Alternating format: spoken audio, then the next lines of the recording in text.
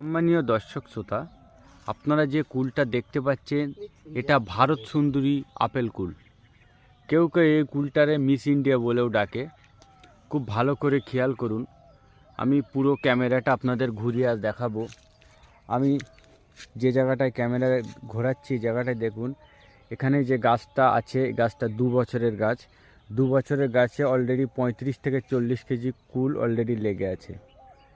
আপনাদের পুরো ঘুরিয়ে দেখাচ্ছি, দেখুন অনেক বেশি মাত্রায় এই ভারত সুন্দরী কুল এখানে হয়েছে।